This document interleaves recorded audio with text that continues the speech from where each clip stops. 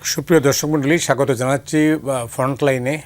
দর্শক মণ্ডলী, ফ্রন্টলাইনে আজকের মূল আলোচনার বিষয়, তারপরে আমাদের দুজন অতিথি, তাদের সাথে পরিচয় করে দেব। মূল আলোচনার বিষয় হচ্ছে 1 বছর হতে চলল রক্তাক্ত গণ অভ্যুত্থানের। আমরা কি পেয়েছি, কি পেলাম, এটা নিয়ে আমরা দুজন অতিথির কাছে জানতে চাইব, তাদের মূল্যায়ন শুনবো। আমাদের সঙ্গে রয়েছেন সৈয়দ মোয়াজ্জেম হোসেন আলাল, বিএনপি চেয়ারপারসনের উপদেষ্টা। আলাল ভাই, স্বাগত। এরপরে রয়েছেন ব্যারিস্টার আসাদুজ্জামান ফুয়াদ, সাধারণ সম্পাদক এবি পার্টি, আপনাকেও স্বাগত জানাচ্ছি। তো আলাল ভাই, যেটা বলছিলাম, আমরা তো হিসাব নিকাশটা আমরা করবো, 1 বছর হলো, আমরা কি পেয়েছি, কি পাইনি, কি পাওয়া উচিত ছিল, কোথায় আমাদের গোলমাল। আপনাকে ধন্যবাদ। সম্মানিত আলোচক যিনি আছেন আজকের এই অনুষ্ঠানে, তাকেও এবং তার দলকেও আমার পক্ষ থেকে অভিনন্দন। যে প্রশ্নটা আপনি করছেন এইটাকে বলে যে সাল তামামি বলে, অনেকটা তাই। আবার চৈত্র সংক্রান্তি বলে, হাল খাতা বলে। এই সাল তামামিতে যখন সাধারণ মানুষ বসে, তখন তারা আমাদের উপরে হতাশ হয়, রাজনীতিবিদদের উপর। আচ্ছা, প্রচণ্ড রকমের হতাশ হয়। কারণ নিকট অতীতে ঘটে যাওয়া একটা বড় ধরনের এইরকম বৈপ্লবিক পরিবর্তন হয়েছে শ্রীলঙ্কায়। দেখেন, শ্রীলঙ্কায় কিন্তু ওই পরিবর্তনের পরে তারা সবচেয়ে বেশি অ্যাকসেন্ট দিয়েছে যে জায়গাটায়, সেটা হচ্ছে অর্থনৈতিক সংস্কার এবং অ্যান্টি কারাপশন প্রসেসগুলো আরও কীভাবে আধুনিক এবং উন্নত করা যায়। তারা কিন্তু সাকসেসফুলি ওই স্টেজটা পার করে এসেছে। তো শিক্ষাটা তো আমাদের বাড়ির কাছে, আমরা সেখান থেকে শিক্ষাটা নিচ্ছি না। মার্কিন যুক্তরাষ্ট্রের দিকে যদি আমরা তাকাই, তাহলে দেখা যাবে যে এই প্রায় আড়াইশো বছরের বিবর্তনের মধ্য থেকে একজন মাত্র পিএইচডি হোল্ডার প্রেসিডেন্ট ছিলেন তাদের মতো, একজন ডক্টরেট ছিলেন, he is the Woodrow Wilson. আর কিন্তু কেউ পিএইচডি হোল্ডারও ছিলেন না। তারপরেও আমরা মানুষের প্রত্যাশার কাছাকাছি পৌঁছতে পারছি না। তার অর্থ এটাকে আমি খুব হতাশ বা নিরুৎসাহিত তা না। মতের ভিন্নতা যেখানে থাকবে না, যেখানে বিতর্ক থাকবে না, সেটা তো একটা মৃত সমাজ। একটা জীবন্ত সমাজে অবশ্যই ভিন্ন মত থাকবে, আবার ভিন্ন মতগুলো একত্রিত হয়ে কোনো কোনো জায়গায় একমত হয়ে যাবে। সেজন্যই কথা আছে যে মত, দ্বিমত এবং একমত, এই শব্দগুলো তো আবিষ্কৃত হয়েছে সেই কারণেই। তো আমি বলবো যে যে সময়টা আমরা পার করে এসেছি, এই সময়টা অত্যন্ত মূল্যবান ছিল এবং এখনও আছে আমাদের হাতে। এখনও যথেষ্ট সময় না থাকলেও মোটামুটি সময় আছে। সেই সময়ের মধ্যে মানুষকে হতাশা থেকে দূর করার জন্য একটা পদক্ষেপ আমার কাছে খুব ভালো লেগেছে সাম্প্রতিককালে, সেটা হচ্ছে যে এনভিআর এর যে আন্দোলনটা চলছিল। আপনার মনে আছে, শহীদ জিয়াউর রহমান সাহেবের শাহাদাতের পরে বিচারপতি আব্দুস সাত্তার যখন রাষ্ট্রপতি নির্বাচিত হলেন, তখন কিন্তু সোনালী ব্যাংক, আমাদের একমাত্র জাতীয়করণকৃত ব্যাংক, ওই সময় একটা বড় রকমের এরকম একটা মানে আন্দোলন চলতেছিল মিস্টার জামাল উদ্দিনের নেতৃত্বে। তখন বিচারপতি সাত্তার সাহেব 1200 কিংবা 1500 লোকের চাকরি খেয়ে দিয়েছিলেন একবারে চাকরি থেকে বিদায় দিয়ে খুব তাড়াতাড়ি করে আবার ইন্টারভিউ নিয়ে ওই জায়গাগুলোকে পূরণ করে দিয়েছেন নতুনদেরকে দিয়ে। কই, দেশ তো তাতে মানে হয়ে যায়নি, দেশ তো বিপর্যস্ত হয়ে যায়নি। যেই না, পারে নাই। ওইটা একটা ইতিহাস বাংলাদেশে, মানে যেখানে যেটা প্রয়োজন সেখানে সেটা ব্যবহার করা। তো এদের ব্যাপারে অনেকদিন সরকার দেখেছে, ইতিমধ্যে কয়েক হাজার কোটি টাকা বাংলাদেশ রাজস্ব থেকে বঞ্চিত হয়েছে। এই জায়গাটা থেকে বেরিয়ে আসার জন্য যে কঠোর পদক্ষেপটি নিয়েছে, এই একটা শুভ কাজ অন্তত নিকট অতীতে আমি দেখতে পাচ্ছি। আর বাকি কাজ কি আপনি? আর বাকি কাজগুলোকে এখনো ওইভাবে মানে মানদণ্ডে নিয়ে বিচার করা সম্ভব হয় নাই। কারণ দেখবো যে আমরা শুধু আলোচনা, পর্যালোচনা এবং প্রেস ব্রিফিং এগুলোর মধ্যেই খুব বেশি সীমাবদ্ধ থাকার চেষ্টা করছি। এবং কয়েকজন উপদেষ্টা আছেন, তারা কি করছেন, তারা কি ঘুমোচ্ছেন না খাচ্ছেন না কোনো কাজ করছেন, কিছুই আমরা দেখতে পাচ্ছি না কোথাও। পার্বত্য চট্টগ্রাম সংক্রান্ত যিনি উপদেষ্টা আছেন, বা শিক্ষা সব বিষয়ক সংক্রান্ত যিনি উপদেষ্টা আছেন, বা এরকম পররাষ্ট্র বিষয়ক যিনি উপদেষ্টা আছেন, এরকম যারা আছেন, মানে পররাষ্ট্র বিষয়ক উপদেষ্টা বলতে আমি তৌহিদ হোসেন সাহেবকে বুঝাচ্ছি না, আরও একজন আছেন নিরাপত্তা বিষয়ক নাকি যেন, খলিলুর রহমান সাহেব। এদের তৎপরতাগুলো সাধারণ মানুষের চোখে পড়ছে না। আর এটা এমন একটা বড় ক্যাবিনেটও না যে এখানে কে কি করছে এটা মানুষের দৃষ্টি এড়িয়ে যাবে। বাংলাদেশের সবচেয়ে বড় পর্যবেক্ষক এবং সবচেয়ে বড় নীতি নির্ধারক কিন্তু সাধারণ মানুষ, যেটা যুগে যুগে কালে কালে বিবর্তনের মাধ্যমে প্রমাণিত হয়েছে। 52 থেকে যদি আমরা শুরু করি, 52-তে আপনার খেয়াল থাকার কথা মতি ভাই, 52-তে যখন মেডিকেল হোস্টেল বন্ধ করে দিল, 144 জারি করে রাতের বেলা দিনের বেলা পুলিশ পাহারা শুরু করলো, তখন কিন্তু SM হলে একটা বিকল্প আবার সেন্টার খুলেছিল। এবং সেই বিকল্প সেন্টারগুলোতে উর্দুভাষীরা বাংলা ভাষার পক্ষে বক্তৃতা দিয়েছে সারাক্ষণ, মাইক তারা চালিয়ে রেখেছে। কারণ যারা আন্দোলনে ছিল বাংলা ভাষার পক্ষে বাঙালিরা, তারা তখন বেশিরভাগই পলাতক ছিল। উর্দু ভাষাভাষীরা এইটাকে কন্টিনিউ করে নিয়ে গেছে। এরকম অস্বাভাবিক অবস্থা তৈরি না হয়, এটাই প্রত্যাশা। অনেক ধন্যবাদ আপনাকে। বেস্ট ফুয়াদ, আপনি আলাল ভাইয়ের কথা শুনলেন নিশ্চয়ই। তো আপনার বিবেচনায় মানে আপনার দৃষ্টিতে 1 বছরের মূল্যায়ন? ধন্যবাদ। মূল্যায়নের প্রথম জায়গাটা হচ্ছে নিক্তিটা কি, এই নিক্তিটা আগে ঠিক করতে হবে আর কি। যেমন ধরেন কলাও মিষ্টি, আমও মিষ্টি, আর মিষ্টির দোকানের মিষ্টিটাও মিষ্টি। কিন্তু প্রশ্ন হচ্ছে এই মিষ্টতাগুলো একরকম মিষ্টি না, এই মিষ্টিগুলোর ভিতরে যথেষ্ট তফাৎ আছে। এখন ধরেন আপনি যদি রসমালাইয়ের মিষ্টির নিক্তিতে কলার মিষ্টতা যাচ করেন অথবা আঙ্গুরের মিষ্টতা যাচ করেন, তাহলে সেই জাজমেন্টটা দুই পক্ষের জন্যই ভুল হবে। এটা কলার উপরেও জুলুম করা হবে, মিষ্টির উপরেও জুলুম করা হবে। তো এই জন্য হচ্ছে প্রথম কথাটা হচ্ছে যে আমরা যখন একটা এই সরকারের পার্টিকুলারলি, কারণ এটা রেগুলার গভর্নমেন্ট না, তার ক্যাপাসিটি, তার অর্জন 10-11 মাসে, সেটা যখন আমরা আলোচনা করতে বসবো, আমাদেরকে কনটেক্সটটা খুব মাথায় রাখতে হবে যে আসলে আমরা কোন কনটেক্সট থেকে বেরোয় আসছি। প্রথম জায়গাটা হচ্ছে যে পৃথিবীর ইতিহাস যদি দেখেন আপনি, দক্ষিণ আমেরিকা বলেন, মধ্যপ্রাচ্য বলেন, আফ্রিকার দেশগুলো বলেন, ইভেন আমাদের দেশগুলোও তো মাওয়িস্ট রেবেলরা আপনার এই 36 ঘর মধ্যপ্রদেশ থেকে শুরু করে যে আন্দোলনগুলো করছে, পুরো অঞ্চলগুলো দেখলে দেখবেন যে এই যে ট্রানজিশনটা হয়েছে, এই ট্রানজিশনে গৃহযুদ্ধ লেগে যাওয়ার কথা ছিল। যদি একটা গণঅভ্যুত্থানের রিয়েলিটিটাকে দেখেন, যে আওয়ামী লীগের মতো একটা দল, যার একটা বিশাল থাগিস একটা গুন্ডা বাহিনী আছে সারা দেশে, এবং এটা ম্যাসিভ, মানে এটা ধরেন 15-20% অফ দ্য পপুলেশন। এরপর ইনস্টিটিউশনস, দেশের প্রত্যেকটা ইনস্টিটিউশন তার দালালি করেছে এবং খুব মানে সাকসেসফুলি করেছে, 16 বছরের গ্রিপ যেটা ধরে রেখেছে। তো সেই জায়গাতে পুরো অস্ত্র বলেন, টাকা বলেন, টোটাল ফোর্স বলতে যা বোঝায় রাষ্ট্রের, টোটালটা কিন্তু হাসিনার নিয়ন্ত্রণে ছিল। আর এই দিকে ছিল হচ্ছে কোটি কোটি নিরস্ত্র মানুষের শুধু বুক আর লাঠি, তার কিন্তু আর কোনো অস্ত্র ছিল না। গান্ধীকে যারা অহিংস আন্দোলনের নেতা মনে করেন, তাদেরকে নতুন করে আবার সিলেবাস পরিবর্তন করতে হবে। অহিংস আন্দোলন যদি কিছু থেকে থাকে, সেটা আমাদের তরুণরা, আমাদের রাজনৈতিক দলগুলো জুলাই আগস্টে গত বছর দেখিয়ে দিয়েছে যে বুলেটের সামনে কীভাবে অহিংস আন্দোলন করতে হয়। তো সেই বাস্তবতায় যদি আপনি দেখেন যে বাংলাদেশে একটা গৃহযুদ্ধ লাগার মতো যতগুলো ঐতিহাসিক উপকরণ থাকার কথা, তার প্রত্যেকটা গত বছরের জুন, জুলাই, আগস্টে বিদ্যমান ছিল, কিন্তু বাংলাদেশে গৃহযুদ্ধ হয়নি। তা আপনি যদি প্রফেসর ইউনূসকে ধন্যবাদ দিতে চান, আমাদের রাজনৈতিক দলগুলোকে ধরেন, আপনি বিএনপির অ্যাক্টিং চেয়ারম্যান তারেক রহমান, জামাতের ডাক্তার শফিকুর রহমান থেকে শুরু করে চরমনায়ের পীর সাহেব, তারপরে হচ্ছে হেফাজতের ওলামায়ে কেরাম, কালেকটিভলি কিন্তু এই রোলটা হিস্টোরিক্যালি প্লে করেছে। মাঝে মধ্যে আমরা যেটা হই, তাদের কন্ট্রিবিউশনটাকে আনি না, কারণ দলীয় রাজনীতিবিদদেরকে মানুষ পছন্দ করে না এগুলো।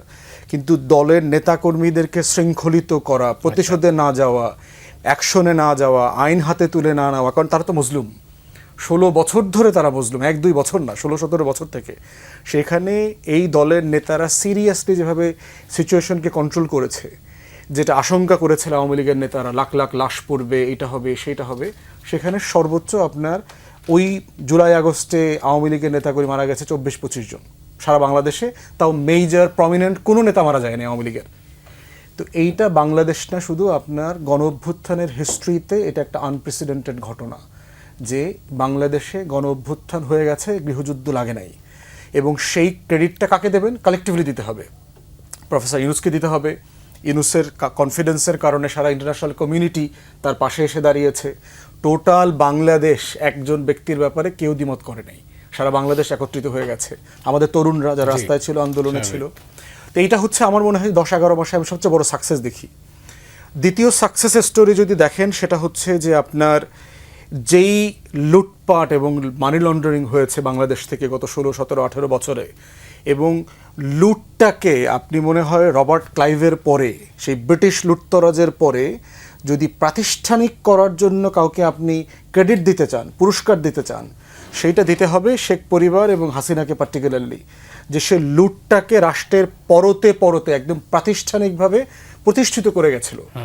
এই লেভেলের লুট হয়েছে। আপনার শ্বেতপত্র কমিটি যে রিপোর্ট দিয়েছে 16-20 বিলিয়ন ডলার করে, আপনার এই $234 বিলিয়ন, আমি মনে করি এটা ভেরি মানে মডেস্ট এস্টিমেশন, এটা ইনফ্যাক্ট ডাবল ট্রিপল হওয়ার কথা যে লেভেলের লুট হয়েছে বাংলাদেশে। একটা রাষ্ট্র থেকে যদি এই লেভেলের লুট হয়, হিস্টোরিক্যালি দেখেন 1757 সালে পলাশিতে বাংলার স্বাধীনতা যখন ডুবে গেল এবং কি পরিমাণ লুট হয়েছে দেখেন।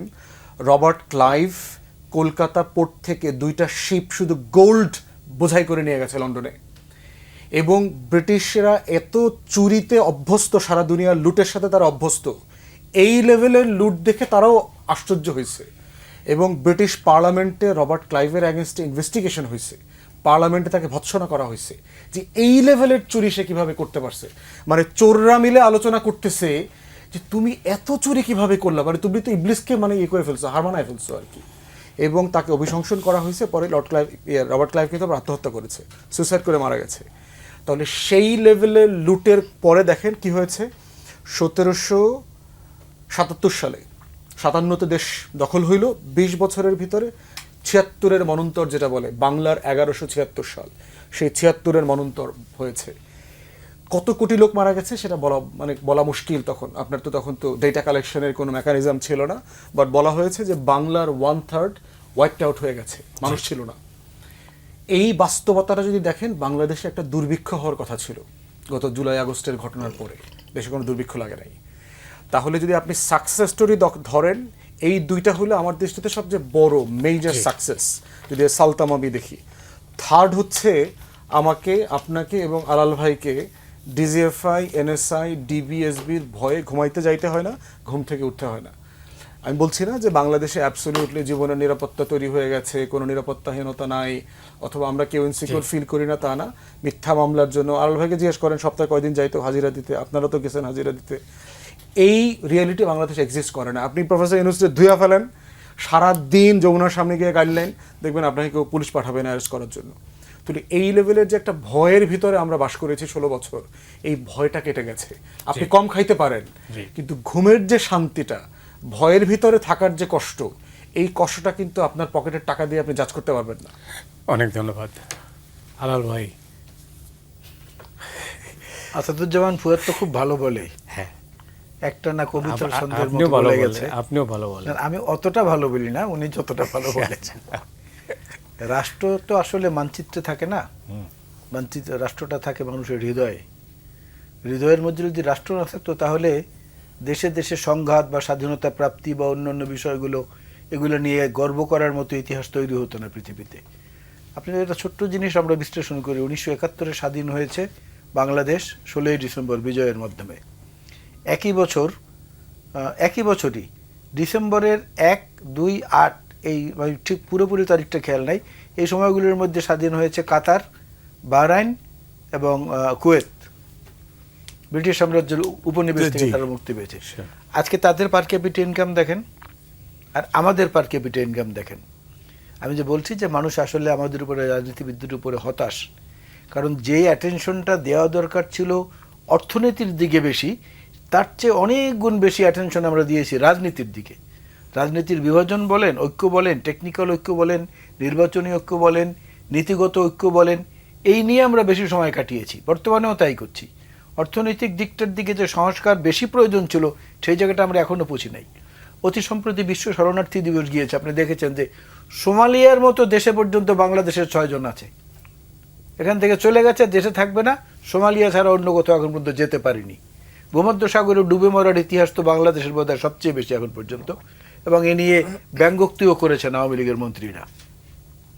তো রাষ্ট্রের বিষয়ে, যে রাষ্ট্রের অস্তিত্ব যত সম্মানিত হবে, যত ভালো হবে, তত আমি সম্মানিত হব, এই চেতনা থেকে আমরা অনেক দূরে রয়ে গেছি। এখন পর্যন্ত অনেক দূরে, বহু দূরে আমরা রয়ে গেছি। প্রাতিষ্ঠানিকভাবে বলেন বা অন্য যে কোনোভাবে বলেন, প্রাতিষ্ঠানিক বিষয়টাও এখানে খুব বেশি জরুরি না সদিচ্ছার চেয়ে। কারণ আমরা জানি যে প্রথম চাঁদে অবতরণকারী যিনি বিজ্ঞানী নীল আর্মস্ট্রং, তিনি চাঁদে পা দেওয়ার বা চন্দ্র বিজয় করে ফেরার 10 বছর পরে অ্যারোনটিক্যাল ইঞ্জিনিয়ারিং পড়ে পাশ করেছেন। ওই সময় ছিল না, বরং তাড়াহুড়োর সময় একটা জুতা উনি ফেলে এসেছিলেন চাঁদের পৃষ্ঠে, যেটার মূল্য ছিল $30,000। সেটাও তিনি পরোয়া করেন না, এক জুতা পায়ে দিয়ে আবার ফেরত নবযানে তিনি উঠেছেন। অর্থাৎ মানুষের আবিষ্কার করার যে ক্ষমতা, ইনোভেটিভ যে পাওয়ার, এই ইনোভেটিভ পাওয়ারটা কোন কোন জায়গায় আছে না, কিন্তু এর সেটা জন্য খোঁজার মতো উদ্যোগ নেই। না, কিন্তু এর জন্য আপনি কাকে দায়ী করবেন?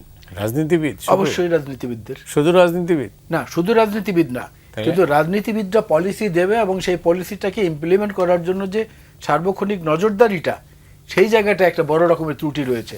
আর বাংলাদেশের সমস্ত অগ্রগতি এবং উন্নয়নের পথে চিহ্নিত কোনো বাধা যদি থেকে থাকে যুগ যুগ ধরে, সেটা হচ্ছে আমলাতন্ত্র। এই আমলাতন্ত্রকে যারা এটার পিঠে সওয়ার হতে না পেরেছে, তারা ব্যর্থ হয়ে ফেরত চলে গেছে। পরবর্তীতে মানুষ অন্য বিকল্প শক্তিকে বেছে নিয়েছে। এই আমলাতন্ত্রকে তোষণ করে কিন্তু হাসিনা, যেটা ব্যারিস্টার সাহেব বললেন, হাসিনা যে এই যে দুর্দমনীয় অত্যাচারটা করেছে, বর্গীদের মতো আচরণ করে সব কিছু আবার নিয়ে চলে গেছে, এগুলো করতে পেরেছে কিন্তু আমলাদেরকে তোষণ করে। দেখেন, তাদেরকে শোষণ করে কিন্তু না। সচিবদেরকে এলাকার উন্নয়নের দায়িত্ব দিয়েছিল, এমপিদের কোনো কাজ ছিল না। তো সেই জন্য আমি বলবো যে রাজনীতিবিদদের কি দোষারোপটা করা উচিত, কারণ রাজনীতিবিদরা একটা থার্ড আই বলতে যেটা থাকে, সে থার্ড আইটা অনেকের মধ্যে এখন পর্যন্ত সংযোজিত হয়নি। এবং এই যে না হওয়াটার পেছনে যে দুর্বলতাগুলো, সেই দুর্বলতাগুলো খুঁজে বের করা দরকার ছিল সবার আগে। সংস্কার সংস্কার বলতে বলতে তো সংস্কারের পায়োনিয়ার তো বিএনপি। সংস্কার তো আমরা প্রথমে 27 দফা দিয়েছি, তারপরে আরও সমমনা রাজনৈতিক দলগুলোর সঙ্গে ডান বাম মধ্যপন্থী ধর্মপন্থী যারা আছেন সবার সঙ্গে যোগাযোগ করে আমরা এটাকে বাড়িয়ে আবার সংশোধন করে 31 দফা দিয়েছি। সেই সংস্কারের স্লোগানের মধ্য দিয়েই কিন্তু জুলাই আগস্টের বিপ্লব এসেছে। কারণ ওই যে বৈষম্য বিরোধী আন্দোলন, কোটা আন্দোলন, সেই সংস্কারের ক্ষেত্রেও তো আমরা হাত দিয়েছিলাম। সে ব্যাপারে আমাদের কিন্তু বক্তব্য আছে। আমরা বলেছি নির্বাচনের পরে আন্দোলনরত সকল দলগুলোকে সাথে নিয়েই বিএনপি জাতীয় সরকার গঠন করবে। এতগুলো জিনিস থাকার পরেও প্রতিদিন এই যে মিটিং, জাতীয় ঐক্যমত কমিশনের মিটিং হচ্ছে, সেখানে দীর্ঘ সময় ধরে কথা হচ্ছে, বিতর্ক হচ্ছে, সময় নষ্ট হয়ে যাচ্ছে বা সময় অতিক্রান্ত হয়ে যাচ্ছে, কিন্তু আমরা একটা ছোটোখাটো ব্যাপারেও সিদ্ধান্তে পৌঁছতে পারছি না।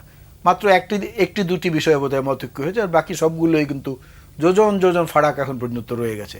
তাহলে দায়টা আমাদের উপরেই তো পড়বে, মানুষ তো আমাদেরকেই দায়ী করবে। ওয়েল, অনেক ধন্যবাদ। রাজনীতিবিদদের মানে ব্যাপারে ওনার নিজে রাজনীতিবিদ হয়েও উনি যেভাবে রাজনীতিবিদদের থার্ড আইটা কেন নাই বাংলাদেশে, আমি আলাল ভাই থেকে আর একটু অন্যভাবে দেখি আর কি। বাংলাদেশে আসলে গভর্ন করবার জন্য যে পলিটিক্যাল ক্লাস দরকার, এই পলিটিক্যাল ক্লাস কখনো তৈরি হয় নাই, গড়ে ওঠে নাই। বরং যেটা হয়েছে, প্রতিবারই যখন পলিটিক্যাল ক্লাস তৈরি হয়ে উঠতি জায়গাতেই একটা এমন পরিবর্তন হয়েছে যে সেই urban elite middle class political যে ক্লাসটা যেভাবে তৈরি হয়, ওই প্রসেসটাকে ওয়াইপ আউট করে দিয়ে আর একটা নতুন জেনারেশন এসে পরিবর্তনটা করে ফেলছে। দেখেন কিভাবে, মানে আমাদের তো বড় ঘটনা হচ্ছে আমাদের কয়েকশো বছরের ইতিহাসে 1757 আমাদের এই যে মুসলিম সালতানাত সুবা বাংলা যেটা ছিল, সেই খিলজি বংশ, সুলতানি আমল, তারপরে হচ্ছে এই নবাবী আমল, এই সব কিছু তো শেষ হয়ে গেল আপনার 1757 সালে। এবং এমন একটা সময় যখন Bengal was at the peak of its wealth and richness, সারা দুনিয়ার সবচেয়ে ধনী প্রভিন্স ছিল হচ্ছে আমার এই বাংলা। গ্লোবাল জিডিপির 13%, 14% তখন এই প্রডিউস করতো বাংলাতে। এবং এখনো পর্যন্ত বাংলা পৃথিবীর কোনো রাষ্ট্র বলতে পারবে না, আমেরিকা বলতে পারবে না, ইউরোপের কোনো দেশ বলতে পারবে না যে সে 15% গ্লোবাল জিডিপি প্রডিউস করে, এখনও বলতে পারবে না। আমরা এটা করেছি সেই সময়টাতে। তো সেই রাষ্ট্রটা 57 থেকে 77 গিয়ে আপনার একটা দুর্ভিক্ষের ভিতরে পড়ে গেছে। উইলিয়াম হান্টার আপনার ইন্ডিয়ান মুসলমানস নামে একটা বই লিখেছে, ব্রিটিশ সিভিল সার্ভেন্ট ছিল। সে বলেছে যে আমি যখন আমার প্রথম সফরে এই ব্রিটিশ বাংলায় আসছি, তখন I didn't find a single poor family. আচ্ছা, আমি যখন কাজ করেছি আমি কোনো গরিব মানুষ দেখি নাই এই অঞ্চলে। কিন্তু ব্রিটিশরা দায়িত্ব নেবার পরে যখন আমি আসছি আবার, তখন আমি পাড়ায় মহল্লায় দুর্ভিক্ষ দেখেছি। তাহলে এই যে ডিজেনারেশনটা তাহলে হইল কিভাবে? কারণ পলিটিক্যাল ক্লাস যখন নাই হয়ে যায়, তখন আপনার ওয়েলথ আর থাকে না, ওয়েলথের প্রোটেকশন থাকে না, তখন একটা নতুন একটা চোর বাটপার লুটপাট শ্রেণী তৈরি হয়। এই পুরো 190 বছরের আজাদি আন্দোলনের পরে দেখেন, মুসলমানরা ব্রিটিশদের দ্বারা নির্যাতিত ছিল, মুসলিম লীগ হয়েছে, একটা শিক্ষা দীক্ষা, ইংরেজি শেখার একটা আন্দোলন আবার তৈরি হইলো, যেহেতু ওলামারা যারা যুদ্ধ করেছেন তারা তো ইংরেজি শিখতেন না, তাদের ফতোয়া ছিল। তারা সেই মুসলিম লীগ বানাইলেন, তারপরে স্যার সৈয়দ আহমেদের নেতৃত্বে মুসলিম কলেজ হইলো আপনার। এই কলেজ দিয়ে লেখাপড়া করে মুসলমানদের ভিতরে একটা শিক্ষিত ক্লাস তৈরি হওয়া শুরু হইলো। এই ক্লাসটাই কিন্তু আপনার ঢাকা বিশ্ববিদ্যালয় বানাইছে নবাব সলিমুল্লাহর নেতৃত্বে। তারা বুঝতে পারছে যে এই বাংলার গরিব কৃষকের ছেলে মেয়েদেরকে যদি আমরা বিশ্ববিদ্যালয়ে নিতে না পারি, তাহলে এই হিন্দু কমিউনিটি যারা ডেভেলপ করে 100 বছর আগায় গেছে, এদের সাথে আমরা কম্পিটিশনে পারবো না। এবং দেখেন এই প্রসেসটার মধ্য দিয়ে পাকিস্তান আন্দোলন হয়েছে। এই প্রথম ঢাকা বিশ্ববিদ্যালয়ের ফার্স্ট জেনারেশন পাকিস্তান আন্দোলন করেছে। তারা মনে করেছে এই ব্রিটিশ কলোনি থেকে বেরোয় আসতে হবে, রাষ্ট্র বানাইতে হবে, রাষ্ট্র না হলে আমার অস্তিত্ব থাকবে না। এই 47-এর রাষ্ট্র বানানো যারা বানাইলেন, যে এলিট শ্রেণীটা, তারা 49-এ ডিজেনারেশনের প্রথম শিকার হয়ে গেলেন আওয়ামী মুসলিম লীগ দ্বারা। এবং দেখেন আওয়ামী মুসলিম কারা ছিল? যারা একটু গ্রামীণ, যারা একটু প্রান্তিক থেকে এসছেন, যারা একটু কম শিক্ষিত, যারা একটু আর্থিকভাবে লেস ওয়েল অফ, এই শ্রেণীটা আসছেন। তাহলে এই যে 70-80 বছরের একটা পলিটিক্যাল ক্লাস ডেভেলপ করলো, এরা সাডেনলি নাই হয়ে গেল আপনার, তাদেরকে আপনি নাই করে দিলেন। পাকিস্তান আন্দোলন দেখেন, এলিট ক্লাসটা আবার 71 সালে একটা থ্রেটের মুখে পড়লো। 90-91 আন্দোলন দেখেন, আলাল ভাইরা তখন তো অনেক বড় নেতা, যুবক তরুণ মানুষ। এই যে দেখেন 70-80-র দশকে, 60-এর দশকে বড় হওয়া মানুষগুলো সাডেনলি দেখবেন ছাত্র আন্দোলন দ্বারা নাই হয়ে গেল। আবার একটা প্রান্তিক জনগোষ্ঠী এসে ক্ষমতাটা নিয়ে নিল প্রান্তিক থেকে। তাহলে এই যে সোশ্যাল মোবিলাইজেশনটা বারবার হচ্ছে, যে আমার কোনো পলিটিক্যাল ক্লাস সেটেল হইতেছে না। দুনিয়াতে যেটা হয়, যে কোনো শ্রেণী এসে পলিটিক্যাল ক্লাসে অ্যাড হয় একটা স্টেবল সোসাইটিতে, নাই করে দেয় না। বাংলাদেশে যেটা বারবার হচ্ছে, পলিটিক্যাল ক্লাসটা নাই হয়ে যাচ্ছে। এই নাই হয়ে যাওয়ার কারণে যেটা হচ্ছে, যে প্রত্যেকবারই আমাকে লড়াইটা নতুন করে তৈরি করতে হচ্ছে। আজকে নির্বাচনের আলাপটা কিন্তু 1970 সালের আলাপ। আমাদের 6 দফার আন্দোলনের দাবিটা কি ছিল? আপনার যেই শেখ মুজিব 66, 67, 68, 69-এ গণ অভ্যুত্থানের দাবিটা কি ছিল? একটা নির্বাচন। তাহলে আজকে আমরা ঐক্যমত কমিশন বলেন, রাস্তায় বলেন, 16 বছরের আন্দোলনে আমার দাবিটা কিন্তু একই জায়গায় রয়ে গেছে, একটা নির্বাচন, একটা ভালো নির্বাচন চাই। এবং তখন আমি মিলিটারির অধীনে নির্বাচন করতে কিন্তু কমফোর্টেবল ফিল করছি। এখন আমি একটা স্বাধীন রাষ্ট্রে ইনস্টিটিউশনের অধীনে, সংবিধানের অধীনে নির্বাচন করতেও বিশ্বাস করতে পারছি না। তাহলে গভর্ন করবেন আপনি, পলিটিশিয়ানটা কোথায়? এই যে আলোয় বলছেন না পলিটিশিয়ানদের, ওটা তো নাই আমার, আমাকে শুরু থেকে আবার শুরু করতে হচ্ছে প্রতিবার। এবার আলাল ভাই, এখন যে রাজনৈতিক যে আপনি যে রাজনীতিবিদদের যেভাবে আসামির কাঠগড়ায় দাঁড় করিয়েছেন, আমাদের রাজনীতিবিদরা যদি সবাই এটা মনে করতেন যে আমরা আসলে দায়ী, তাইলে আজকের পরিস্থিতির জন্য এই পরিস্থিতি তৈরি হতো না। বারবার যেটা বললেন ফুয়াদ বা একটু আগে, যেটা আমরা এমনি শুনলাম, একটা নির্বাচনের জন্য কিন্তু 70 সন থেকে আমরা লড়াই করছি। সেই নির্বাচন তো আমরা দেখি না কেন?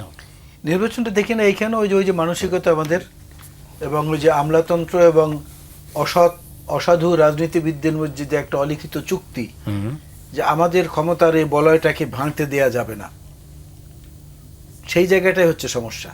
আজ থেকে 1000 বছর আগে যে গ্রিসে গণতন্ত্রের জন্ম হয়েছিল, সূতিকাগার বলা হয় গণতন্ত্রের, সেই গ্রিসে একটি নিয়ম ছিল যে সাধারণ জনগণ, মানে সিটির, তখন তো সিটি বেসড ডেমোক্রেসি ছিল, সিটির জনগণ যদি ভোট দিয়ে সংখ্যাগরিষ্ঠতা পায় যে অমুক রাজনীতিবিদকে নির্বাচনে পাঠাতে হবে, সে 10 বছরের জন্য রাজনীতি করতে পারবে না। দেখেন কত আগে তারা যেটা শিখেছে, আমরা সেটা এখন পর্যন্ত শেখার কোনো প্রচেষ্টা বা আগ্রহ আমাদের মধ্যে নেই।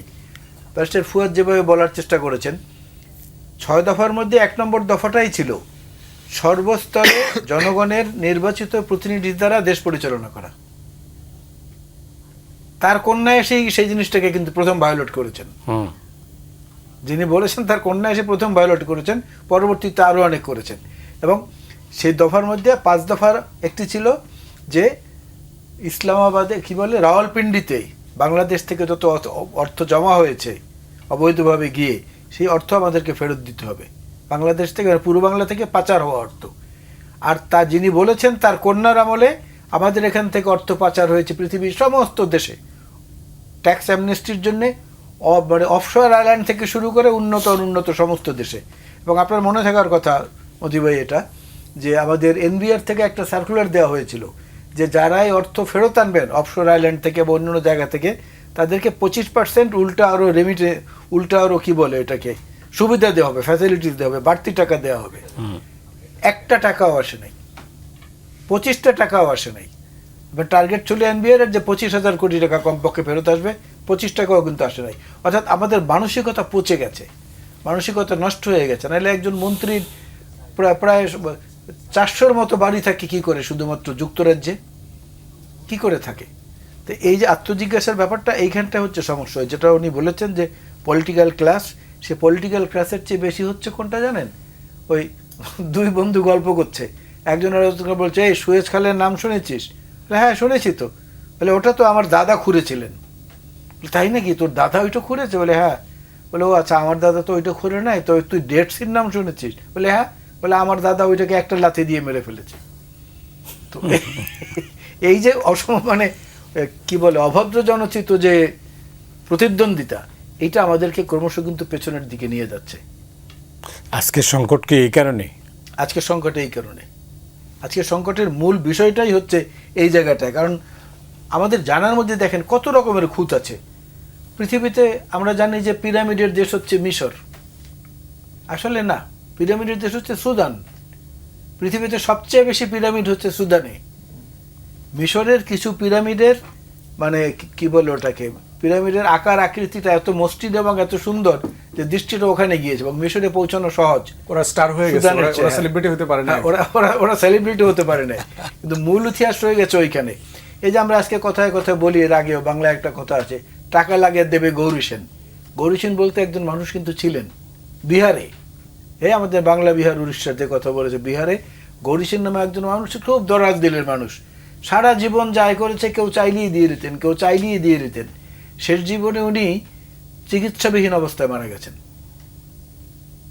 তো আমরা এই আমাদের সম্পদকে যে অপচয় করছি বিভিন্ন কাজে, সেইটা আপনারা যদি এই যে ইসে যান, গ্লোবাল ইন্ডেক্সে যান, সেখানে দেখবেন যে আমরা আমাদের জনশক্তিকে কাজে লাগিয়ে ইন্টারন্যাশনাল সেক্টর এখন পর্যন্ত এমন কোনো অগ্রগতি অর্জন করতে পারি নাই, যেটার মধ্যে দিয়ে আমরা, কি একটা শব্দ আছে ইংরেজিতে বলে, যেটার বাংলা অর্থ হলো যে আমাদের জনশক্তিকে কাজে লাগিয়ে এটাকে দেশের অর্থনৈতিক প্রবৃদ্ধির ক্ষেত্রে ব্যবহার করা, সেই পরিকল্পনা পর্যন্ত আমাদের মধ্যে নাই। এখন অবধি আমরা অন্তত দেখি নাই।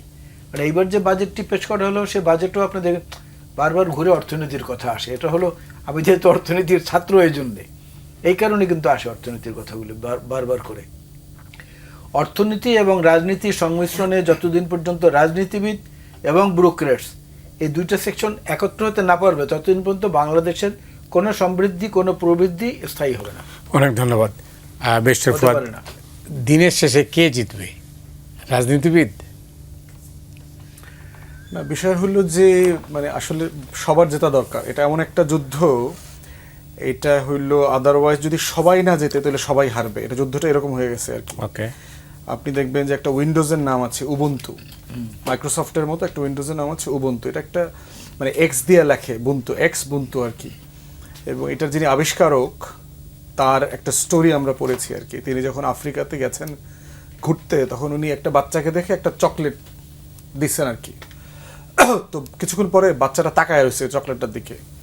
তো সে বাচ্চাটা একা দৌড়ে না এসে তার যারা বন্ধুরা ছিল সবাই মিলে হাতে হাত বাঁধছে, বেঁধে সবাই মিলে দৌড়ায় আসছে ওই চকলেটটার জন্য।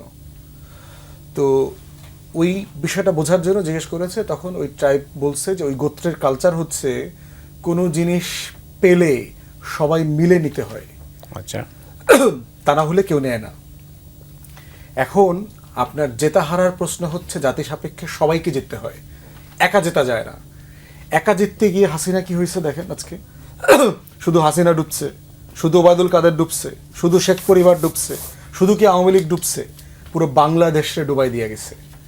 এরা যখন কেনাবেচা করছে, শুধু কি তারা নিজের সম্পত্তি কেনাবেচা করছে, এরা বাংলাদেশে বেচা দিয়ে আসছে ভারতের কাছে। তাহলে দেখেন, এই বিজয়ের প্রশ্ন হচ্ছে রাষ্ট্র সাপেক্ষে সবাইকে জিততে হবে, তা না হলে এটা ফিরিক ভিক্টরি হবে। ফিরিকের সেই যুদ্ধের আপনার সেই রোমান পিরিয়ডে যে এটা মানে সিনোনিমাইজ করা হয় এমনভাবে যে এটা যুদ্ধে জেতার ক্ষতিটা এত বেশি হয়েছে, বিজয়ী শক্তির রাজাও তার রাজপ্রাসাদ পাহারা দেওয়ার মতো সৈন্য আর জীবিত ছিল না। মানে আপনি একটা বিশাল মানে সাম্রাজ্য বিজয় করে প্রাসাদে ঢুকলেন, ঢোকার পর এটাকে গার্ড দেওয়ার মতো সোলজার আপনার জীবিত নাই। তাহলে মানে হচ্ছে আপনার এত ক্ষতি হয়েছে, অ্যাপারেন্টলি মনে হচ্ছে আপনি জিতেছেন, কিন্তু এই জেতাটা আসলে জেতা ছিল না, এটা ছিল পরাজয়ের মতো ছিল আর কি। তো ওই ফেক ভিক্টরি তো আমরা কেউ চাই না, যে আমলারা জিতুক অথবা এই পক্ষ জিতুক অথবা সেই পক্ষ জিতুক। এক্সাম্পল দিয়ে দেখেন, ওই যে আলাল ভাই বলছিলেন আমাদের উপদেষ্টাদের পারফরমেন্স, তথ্য আপারা আন্দোলন করছে, আপনি হয়তো আপনার জায়গা থেকে আপনি দেখেছেন, প্রায় 32-33 দিন হয়ে গেল একটা প্রান্তিক সেবা দেয় তারা, এই মহিলা শিশু মন্ত্রণালয়ের অধীনে জাতীয় মহিলা সংস্থা যেটা আছে, এটার স্টাফ তারা প্রত্যেকটা উপজেলাতে তাদের সেট আপ আছে। এই তথ্য আপারা আন্দোলন করতেছে, অবস্থান কর্মসূচি করছে, প্রেস ক্লাবের সামনে অনশন পর্যন্ত করেছে, ঝড়ে বৃষ্টিতে রোদে ঈদের ভিতরে সবকিছু মিলায়। দাবিটা কি আপনার? তাদের কাগজপত্র আমি সব পড়েছি। তাদের সাথে ওয়াদা ছিল রাষ্ট্রের, ডিপিপিতে লেখা ছিল যে 5 বছর পরে তাদেরকে আপনার স্থায়ীকরণ করা হবে। 5 বছর পার হয়ে যাওয়ার পরে 1 বছর করে তাদেরকে হলো প্রজেক্ট বাড়ানো হয়েছে, বাড়ায় এখন সিদ্ধান্ত নিয়েছে এটা টার্মিনেট করে দেবে প্রজেক্ট। ইতিমধ্যে তারা হাইকোর্টে ইনিশিয়াল রুল পাইছে।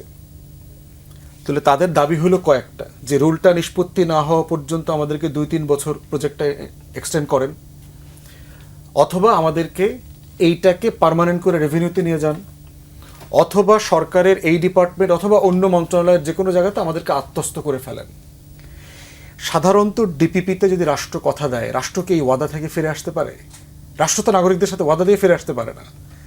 এখন তাদেরকে কি বলা হচ্ছে, আমলারা এবং উপদেষ্টা মণ্ডলীর কেউ কেউ মিলে এদেরকে এখন আওয়ামী লীগ বানাইছে, যে এরা সব 17-18 সালে অ্যাপয়েন্টিস, এরা সব আওয়ামী লীগের দালাল দোসর, এরা গোপালগঞ্জি, এরা হিন্দু, এই ট্যাগগুলো দেওয়া হচ্ছে। এখন 2000 স্টাফ রিক্রুট করছে, 2000 লোক আওয়ামী লীগ কীভাবে হবে? এটা বাংলাদেশের সমাজ না। আপনার সবার আত্মীয়তা সম্পর্ক আছে, ভেটিং করেন, ভেটিং করে দেখা গেল আপনার 7 জন হইল গোপালগঞ্জের, 187 জন হইল হিন্দু, আর হইল এই আওয়ামী লীগ পাইছে 80 জন প্লাস, যারা ছাত্রলীগের যুবলীগের রাজনীতি করতো অথবা পরিবার আওয়ামী লীগের। এখন প্রশ্ন হচ্ছে 2000 নাগরিকের ভিতরে এই পার্সেন্টেজটা কত? প্রশ্ন হচ্ছে 187 জন হিন্দু মানে কি সেই দেশের নাগরিক না, সে এই চাকরিটা পাওয়ার যোগ্য না? মূল বিষয়টা যেটা হচ্ছে দেখেন, ওই যে আমলাতন্ত্রের কথা বলেছে না, এই পিডি ডেপুটি পিডিটিতে যারা ছিল 17-18 সাল থেকে, এরা এখানে ব্যাপক লুটপাট করছে। বর্তমান যে পিডি মহিলা আছে, হাইলি করাপ্ট মহিলা, তার ব্যাপারে এবং টোটাল প্রজেক্টের ব্যাপারে ইতিমধ্যে 2.5 কোটি থেকে 9 কোটি টাকার দুদকের দুর্নীতি চলতেছে। জি। তো প্রজেক্ট সাসপেন্ড হইলে যেটা যদি এক্সটেন্ড করে, অডিট হবে, এই অডিটের কারণে আমলারা এখন এইটা ফেজ আউট করে ফেলতে যাচ্ছে, ফেজ আউট করে 2000 মহিলাকে বেকার করে দেবে। বলতেছে টাকা নাই রাজস্বতে নেওয়ার, কিন্তু থার্ড ফেজের আবার 900 কোটি টাকার বাজেটের কাজ চলতেছে, আর এই প্রকল্পটা রান করতে লাগবে হচ্ছে 80 কোটি টাকা। তো এই যে গভর্ন করতে না পারা, চালাইতে না পারা আমলাতন্ত্র, দেখেন একটা সিচুয়েশন, যেহেতু আমি কাগজপত্র পড়েছি, 17 বছর পরে হইল, 20 বছর পরে হইল, এই রাষ্ট্রকে শত কোটি টাকা জরিমানা দিয়ে এই তথ্য আপাদের চাকরি ফেরত দিতে হবে। সচিবদের চাকরি ফেরত দিয়েছে না আওয়ামী লীগের আমলে, 700-800 সচিবকে হাজার কোটি টাকা ব্যাকএন্ডে টাকা দিয়ে ফেরত দিতে হয়েছে না? তথ্য আপাদেরটা ফেরত দিতে হবে রাষ্ট্রের। দায়িত্বটা কে নেবে?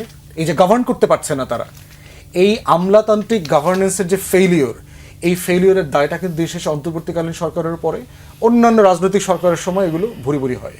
আউটসোর্সিং কোম্পানি আছে, 2000 লোককে আবার নতুন নিয়োগ দেবে, ওখানে আবার একটা নিয়োগ বাণিজ্য আছে। এই পুরো চক্র মিলে হচ্ছে রাষ্ট্র এমন জায়গায় গেছে, দিন শেষে আমরা কেউ জিততে পারতেছি না, আমরা সবাই হেরে যাচ্ছি। কিন্তু সবাই হেরে যাচ্ছি। আলাল ভাই, এখন ব্যাপারটা হচ্ছে যে একটা নির্বাচনের সম্ভাবনা দেখা যাচ্ছিল বা এখনও আছে, অনেকের মধ্যে হতাশা আছে যে নির্বাচন কি সঠিক সময় হবে? রাজনীতিবিদ হিসাবে আপনার মূল্যায়ন কি? আমার মূল্যায়নটা হচ্ছে যে ওই ইংরেজিতে একটা ফ্রেজ আছে, it's very easy to cite an example but very difficult to be an example. আচ্ছা, তো আমাদের রাজনীতিবিদদের মধ্যে নিজে এক্সাম্পল হওয়ার মতো মানসিকতা, যেটা শহীদ জিয়াউর রহমান সাহেবের মধ্যে ছিল বিশেষ করে, বা শেরে বাংলা একে ফজলুল হকের মধ্যে ছিল, যেটা খুব বিশেষ করে, এই ধরনের ইগুলো আমরা এই মুহূর্ত পর্যন্ত খুঁজে পাচ্ছি না। এটা হচ্ছে এক। আর আরেকটা জিনিস হচ্ছে যে আহমেদ সাফা সাহেবের একটা কথা আছে, কাউকে তুমি জ্ঞান বিতরণ করতে যেও না যদি দেখো যে তার মধ্যে এইটাকে অ্যাকসেপ্ট করার বা ধারণ করার মতো আগ্রহ নাই, তাহলে এই সময়টা অযথা নষ্ট করো না। একইভাবে আলবার্ট আইনস্টাইন যেটা বলেছেন, সেটার বাংলা অর্থ হলো, এই পৃথিবী তাদের কারণে ক্ষতিগ্রস্ত হচ্ছে না যারা ক্ষতিগুলো করছে, বরং তাদের কারণে ওই সমস্ত লোকদের কারণে বেশি ক্ষতিগ্রস্ত হচ্ছে যারা এগুলো বসে বসে দেখছে এবং নির্বিকার থাকছে তাদের কারণে।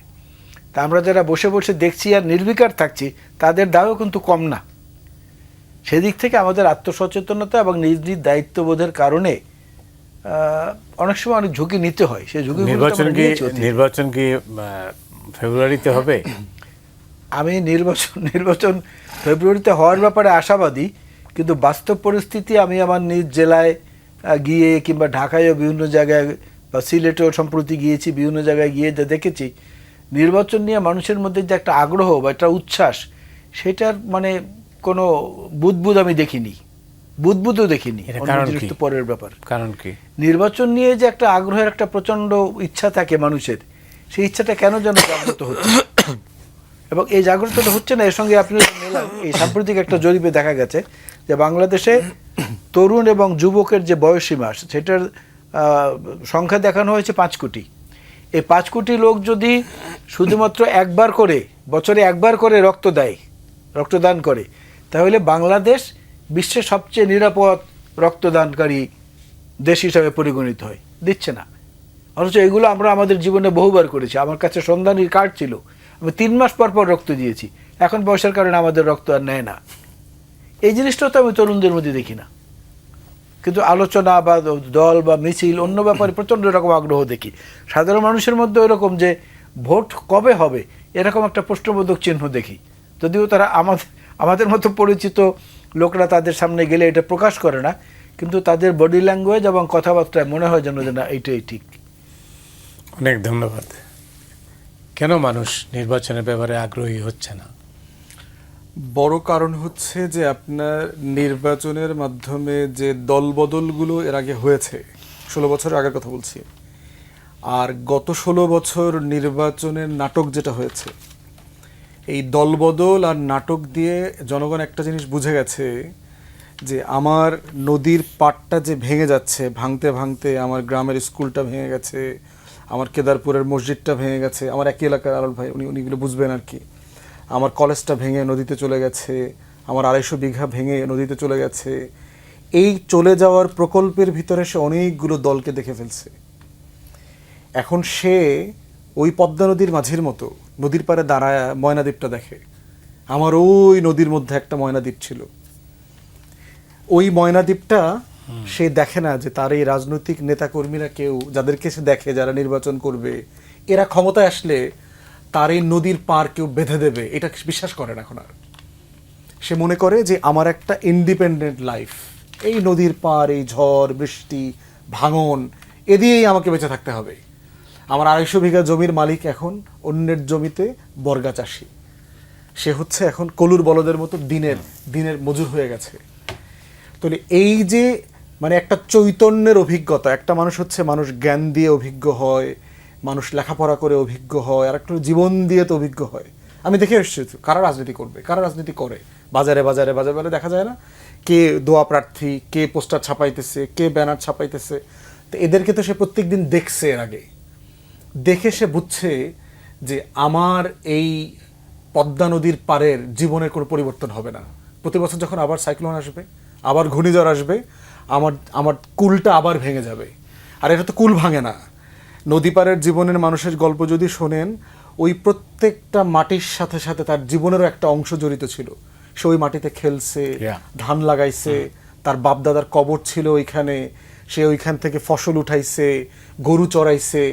তো ওইটা যখন নদীতে চলে গেছে, ওই মানুষটা কিন্তু এখন আসলে 3.5 হাতের মানুষ আর নাই। তার জীবনের অনেকগুলো, তার শরীরের অনেকগুলো শতাংশ, বিঘা কাঠা, ওটা নদী গর্ভে বিলীন হয়ে গেছে। এই জন্য হচ্ছে সে দেখে না যে তার ওই গর্ভ থেকে নতুন কোনো জিনিস আসবে। এই জন্য একটা ডিপ ফ্রাস্ট্রেশন। আমি আরল ভাইয়ের সাথে অ্যাবসলিউটলি একমত। আমি নিজেও 2 ঈদে এলাকাতে গেলাম, কোনো উচ্ছ্বাস নাই মানুষের ভিতরে। মানুষ আসে আমি ধরেন ভাঙা রাস্তা দেখতে গেছি, এক মুরব্বী চাচা এসে বলতেছে, স্যার এক রাস্তা কয়বার মাপবেন? মানে এরকম নির্বাচন আসলে হয় কি, যত টাউটপাটবার পলিটিশিয়ান আছে না, এরা হুদাই ধরেন 2টা লোক লয়ে যায়, 2টা লোক নিয়ে এই দড়ি দিয়ে মাপে, এইদিকে মাপে, ওইদিকে মাপে, গাথা করে, দেখে কয়টা ইট লাগবে, কয়টা সিমেন্ট লাগবে, ভাঙ্কি বাঙ্কি কইরা টইরা আপনার ছবি টবি 10টা তুইলা চলে আসে, আর কোনো খবর নেই নির্বাচনের পরে। তো এখন আমি ওই কিন্তু নির্বাচন ছাড়া তো কোনো বিকল্প নাই না, সেটা তো অবশ্যই নাই। মানে একটা হচ্ছে পলিটিক্যাল রিয়েলিটির একটা, আর একটা হচ্ছে তৃণমূলের বাস্তবতা কি। মানুষের ভিতরে আসলেই নির্বাচন নিয়ে কোনো উচ্ছ্বাস নাই। উচ্ছ্বাস আছে আবার কার ভিতরে, একটা পলিটিক্যাল টাউট ক্লাস আছে যে ঠিকাদারি করে খায়, যার ওই নির্বাচিত দল, তার দল ক্ষমতায় আসা না আসার সাথে তার ভাগ্য, তার ঠিকাদারি, তার কোটি কোটি টাকার কাজ, লুটপাট, তার ওই যে নদী ভাঙতেছে না, ও কিন্তু স্বপ্ন দেখে নদী ভাঙার ভিতরে, ও নদী ভাঙার ভিতরে ওর ব্যবসা দেখে যে এখন ব্লক আইবো, এখন জিও ব্যাগ আইবো, এখন এইটার জন্য আবার 100 কোটি টাকার একটা বাজেট আসবে, ওইটা আমি ভেঙে চুরে কেমনে খাবো আর কি। তো ওই ক্লাউডটা হচ্ছে, ওই টাউট ক্লাসটা হচ্ছে এই নির্বাচনের ব্যাপারে আগ্রহ তাদের আছে, তারা এখান থেকে বেনিফিশিয়ারি হবে। এই জায়গাটাতে হচ্ছে আমাদের একটা সিরিয়াস চ্যালেঞ্জ যে আসলে বাংলাদেশে একটা মৌলিক পরিবর্তনের স্বপ্ন যদি দেখানো না যায়, ওই জিয়া টাইপের পরিবর্তনের একটা স্বপ্ন দেখাইতে না গেলে দেশের মানুষকে পলিটিক্যালি আপনি এঙ্গেজ করতে পারবেন না। ভোট হবে, মানুষ জোর জবরদস্তি কইরা আয় না, ভয় টয় দেখায় ভোট কেন্দ্র ব্যালট ভরায় ফেলবে, কিন্তু এ দিয়ে পলিটিক্যাল কনসাসনেস, পলিটিক্যাল যে এঙ্গেজমেন্ট দরকার, গ্রামের মানুষের সাথে রাষ্ট্রের যে একটা দূরত্ব তৈরি হয়েছে, দূরত্বটা যদি কমানো দরকার, এই কমতিটা কমবে না। থার্ড আর একটা বড় ব্যাপার হলো তরুণরা ফ্রাস্ট্রেট হয়ে যাচ্ছে। 24-এর গণ অভ্যুত্থানের যে তরুণরা ছিল কোটি কোটি, তারা গত 10 মাসে আমাদের রাজনৈতিক নেতাকর্মীদেরকে দেখে তারা খুবই হতাশ হয়ে গেছে যে তারা 10 মাস আগের আমাদের বক্তব্যগুলোর সাথে এখন আমাদের কাজগুলো মিলাইতে পারতেছে না। যে আমরা হাসিনার বিরুদ্ধে যা যা বলছি এটা তো এখন করার মৌসুম ছিল, সেগুলো এখন করছি না, এবং আমরা যা যা তার সমালোচনা করেছি এক্স্যাক্টলি ওই কাজগুলো এখন আমিও করছি। তাহলে সে বলতেছে তাহলে আমরা আসলে কেন রাস্তায় নামছিলাম, আমরা রক্ত যে দিলাম কী লাভ হইল, ওই স্বপ্নগুলো কোথায় আমার? তো ওই ড্রিমস হ্যাভ বিন ট্যাটার্ড। তো এইটা একটা বিশাল মানে ক্রাইসিস আমাদের। এটা শুধুমাত্র আপনি ভোটের দিন দিয়ে জাজ করতে পারবেন না, এটা আপনি ফেব্রুয়ারিতে করেন, ডিসেম্বরে করেন, এপ্রিলে করেন, এবং যদি সিরিয়াসলি মানুষ এই বিকাশ নগদ রকেট খরচ না করে 15-20% মানুষ ভোট দিবে না, যদি জেনুইনলি মানুষের উপর ছেড়ে দেন। ধন্যবাদ। হাসিনার পতনের মধ্য দিয়ে যে জাতীয় ঐক্য গড়ে উঠেছিল, 11 মাস হতে চললো 12 মাস হচ্ছে, এই সময় এই ঐক্যটা থাকলো না কেন? ঐক্য ভেঙে গেল কেন? এই ঐক্যটা থাকলো না এই কারণে যে আমরা মনে করছি যে এই বিজয়টাই বোধহয় স্থায়ী হয়েছে, কিন্তু এই বিজয়টা যে শুধুমাত্র অস্থায়ী এবং একটা প্ল্যাটফর্ম থেকে আরেকটা প্ল্যাটফর্মে আমরা অবতরণ করেছি। এই স্কুল কিংবা কলেজ লাইফে যখন ক্রীড়ানুষ্ঠানে যোগ দিতাম তখন দেখা যেত ভিক্টোরিয়া স্ট্যান্ড থাকতো, যিনি প্রথম তারটা একটু উঁচু, যিনি দ্বিতীয় তারটা আরেকটু নিচু, যিনি তৃতীয় তার আরেকটা নিচু। এই অবস্থাটা তৈরি হয়েছে বর্তমান এই জুলাই আগস্ট বিপ্লবের পরে। আর প্রথম স্থানে কে থাকবেন এইটা নিয়ে যে তীব্র প্রতিযোগিতাটা চলছে, এটা একটা ব্যাকরণবিহীন প্রতিযোগিতা আমার মতে। কারণ আপনি দেখবেন এর আগে আপনি তো অনেক লেখালেখি করেন এবং ভাবিও অনেক লেখালেখি করে। একটা সময় ছিল যখন এই বাংলা সাহিত্যের বড় বড় লেখকরা ছদ্মনামে লিখতেন, যেমন যাযাবর ছিল ওনার উপাধি, নাম হলো বিনয়কৃষ্ণ মুখোপাধ্যায়, জরাসন্ধের নাম হলো চারুচন্দ্র মুখোপাধ্যায়, বানহট্ট হচ্ছেন নিহার রঞ্জন গুপ্ত, নিহারিকা দেবী হচ্ছেন অচিন্ত কুমার সেনগুপ্ত, পরশুরাম হচ্ছেন রাজশেখর বসু। এবং আমার নাম দিয়ে, আমার বড় ভাইয়ের নাম দিয়ে যে বাংলা সাহিত্যের প্রথম উপন্যাস আলালের ঘরের দুলাল, সেইটার মূল লেখক হচ্ছেন পেরিচাঁদ মিত্র, তার ছদ্মনাম ছিল টেকচাঁদ ঠাকুর। এবং ওই বাংলা সাহিত্যের প্রথম উপন্যাস রচনায় তিনি একটা মানে বাংলা ভাষায় একটা বিপ্লবী পরিবর্তন এনে দিয়েছেন। এটা আপনি কেন বলছেন? না বলছি, আমি আসছি। সেটা ছিল কি আলালীয় ভাষা বলা হতো ওটাকে। উনি সাধু এবং চলিত ভাষা মিশ্রণ করে ওই উপন্যাসটা রচনা করেছিলেন প্রথম। তো এখন সাধু এবং চলিত ভাষায় যে জিনিস রচিত হতে যাচ্ছে, এই জিনিসটা আসলে ওইভাবে না করে আমরা যদি আরও সুন্দরভাবে একটু চিন্তাভাবনা করে তারপরে এগোই এবং বড় মন নিয়ে এগোই, তাহলে কিন্তু কাজ হবে। বিশাল ভারতবর্ষ, আজকে ব্যারিস্টার সাহেব অনেক কথা বলেছেন, এই ভারতবর্ষের উপনিষদ যে ধর্মগ্রন্থ সনাতন ধর্মাবলম্বীদের, সেই উপনিষদ প্রথম ফার্সিতে অনুবাদ করেছিলেন সম্রাট শাহজাহানের পুত্র জ্যেষ্ঠপুত্র দ্বারা। এবং ইরানের সেই বিখ্যাত পরিব্রাজক আপনার আলবেরুনি, তিনি 1010 খ্রিস্টাব্দে ভারতের ইতিহাস নামক যে গ্রন্থ রচনা করেছিলেন, সে প্রথম কিন্তু মানে সারা পৃথিবীর মানুষ জানতো যে ভারত নামে একটি রাষ্ট্র অমুক এলাকায় আছে, পৃথিবীর অমুক জায়গাটায় আছে। তো যে ইতিহাসগুলো সৃষ্টি করে গেছে এর আগে আমাদের অঞ্চলকে ঘিরে, সিরাজদৌল্লা থেকে শুরু করে অন্যান্য এর আগে যারা, তারপরে সিপাহী বিদ্রোহ যেটা 1857-তে, এইসব জিনিসগুলোকে মধ্য দিয়ে 1971-এর মুক্তিযুদ্ধ, সেখানকার আমাদের রণাঙ্গনের যে বীর যোদ্ধারা, তাদেরকে স্মরণ করে হলেও বাংলাদেশটাকে সুন্দরভাবে গড়লে আমি এই মুহূর্তে ভোগ করলাম না, কিন্তু পরবর্তী প্রজন্ম করবে।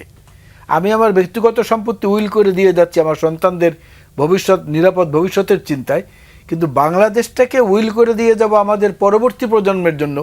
এই চিন্তা মনোজগতে না আসা পর্যন্ত ভালো রাজনীতিবিদ হওয়া যাবে না, ভালো দেশপ্রেমিকও হওয়া যাবে না। সেই জায়গায় এখন আত্মতওবা কে কীভাবে করব, সেই সময়টা খুব জরুরি হয়ে দাঁড়িয়েছে বলে আমি মনে করি। তওবা করার সময় এসছে। একজন রাজনীতিবিদের সরল স্বীকারোক্তি যে আসলে তওবা করার সময় আসছে। তো আপনি তো নিজে রাজনীতি করেন, আপনি কিভাবে দেখেন এটা? আমরা ধরেন তো শুরু করছি আর কি, আলাল ভাই তো মানে ওই প্রান্তে চলে গেছেন আর কি, মানে রিফ্লেকশন স্টেজে। আমরা তো মাত্র পথে নেমেছি আর কি, আলাল ভাই ওই পথ হেঁটে পথিক হয়ে গেছেন। তো সেই জন্য হচ্ছে যে এটা অবশ্যই, এবং একটা বিষয় দেখেন, অনেকগুলো বিষয় তো এখানে মানে বলার চেষ্টা করেছি। বাইরে দেখলাম আপনার যে পলিটিশিয়ানরা একটা সার্টেন স্টেজে রিটায়ার করে, অফিসিয়ালি রিটায়ার করে যে আমি আর পলিটিক্স করবো না।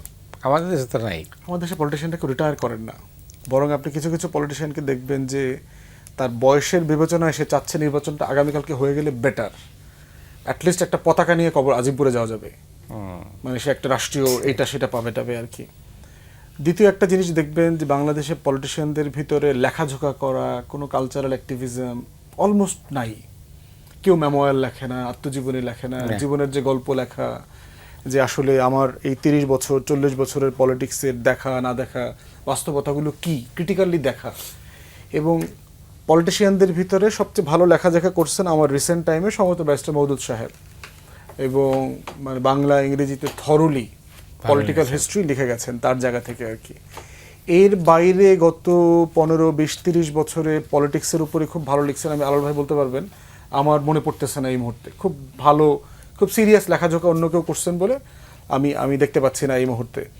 এর আগে ধরেন আবুল মনসুর আহমদের জেনারেশন ছিল যারা লেখালেখি করেছেন, বাম রাজনীতি যারা করেছেন। শেষ দিকে দুই একটি লিখে গেছেন, একটি কিংবা দুটি ব্যারিস্টার মইনুল হোসেন সাহেব।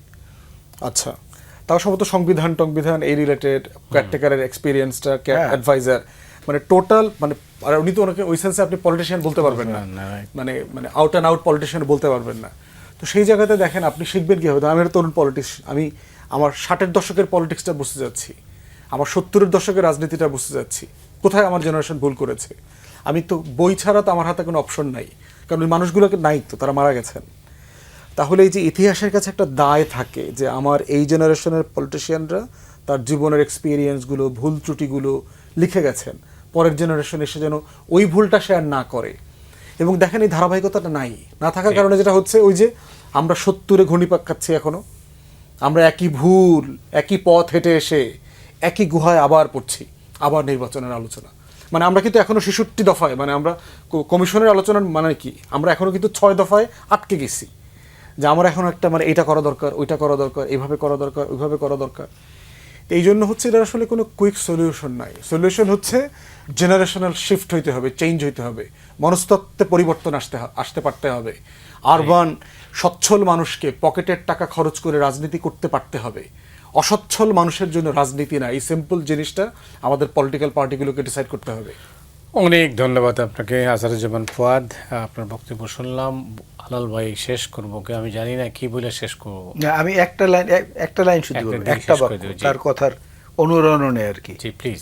উইনস্টন চার্চিল, দ্বিতীয় বিশ্বযুদ্ধের দ্য গ্রেট হিরো, যুদ্ধে মিত্রশক্তির বিজয়ের পরবর্তী পার্লামেন্টের নির্বাচনে কিন্তু তিনি এবং তার দল হেরে গেছেন। ইতিহাস, কিন্তু চার্চিলের ইতিহাস তো সেজন্য ম্লান হয়নি, বরং আরো গ্ল্যামারাস হয়েছে এখন ব্রিটেন। সেদিনের অপেক্ষায় থাকলাম আমরা, দেখা যাক কি হয়। দর্শক মণ্ডলী, আজ এ পর্যন্তই। আপনারা সবাই ভালো থাকুন।